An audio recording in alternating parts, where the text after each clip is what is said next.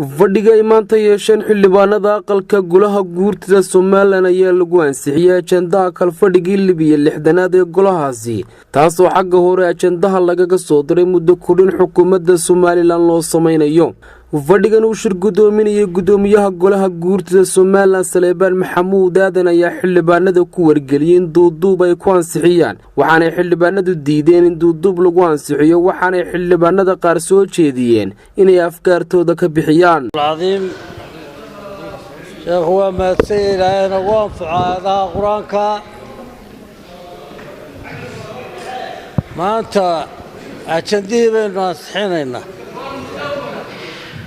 أتندي بينو أنصحينينا هذا والدين غيبي مالتي دويت سوما مركا واسكدي أنا صعودون وقادم الله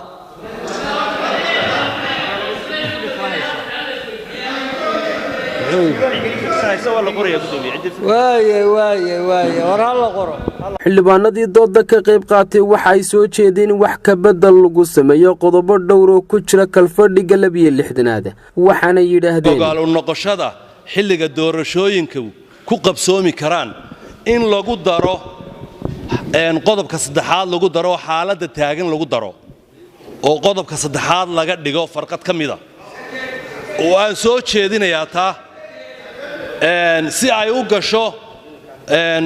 xaaladaha taagan hadda ayuu ka mid tahay doorashooyinka waqtigoodu taagan yahay in aynu maaragtay kordhino muddadiisa marka waxaan soo jeedinayaa in farqada ee qodobka 6aad lagu daro xaaladda taagan ee qodobka saddexaad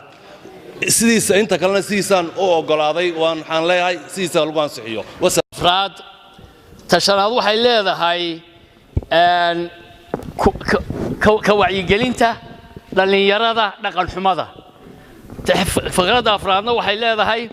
ku wacyigelinta bulshada sidii dalka loo horumari lahaa waxaan halkaa ku bedelay sidii shareecada islaamka loogu dhaqmi lahaa horumarka dalka iyo adaabta iyo nabadgelyaduba waxa ku jirtaa iyadoo dadka lagu wacyigeliyo shareecada islaamka in lagu dhaqmo sidaas horumarinaysa dalkana kamana hadallo golaheena waa golihii diinta inaynu maruun diinta ka doodano war diinta lagu dhaqmo diinta meel xun bay sii socotaay oo waa la iska ilaaway dadka lagu wacyigeliyo sida diinta islaamka loogu dhaqmayo faqradaasaan ku daray aan ku bedelay horumarinta waana horumarintii sidaasaan ku daayay horumarinta dalka anshax wanaaga nabadgelyada nolosha adduun iyo aakhiraba waxa ku jirta diinta oo lagu dhaqmo sidii diinta loogu dhaqmi lahaa qodobka lagu qoro intaas soo jeedinay sallallahu alayhi wasallam soo jeedintii xildhibaanada ayaa gudoomiye ku-xigeenka koobaad ee golaha guurta Siciid Jaamac Cali ayaa ayiday waxaana uu ku dhawaaqay wax ka bedel lagu sameeyay qodobo kamid ah ajandaha kalfadhiga 16aad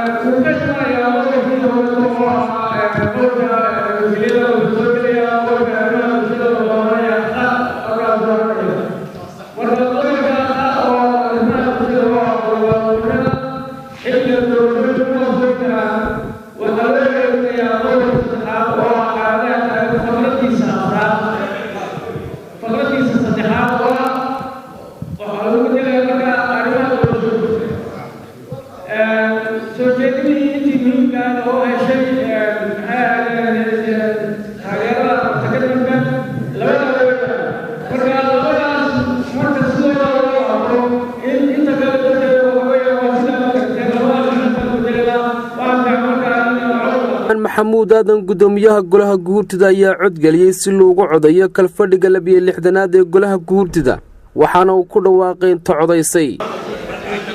waxa ogolaaday aan ismaqal waxa ogolaaday 65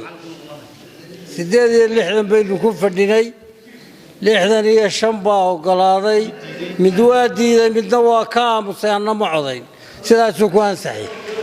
maxamed aadan ismaaciil maxamed shiglan shabakada caalamiga ee harwanaag magaalada Hargeysa.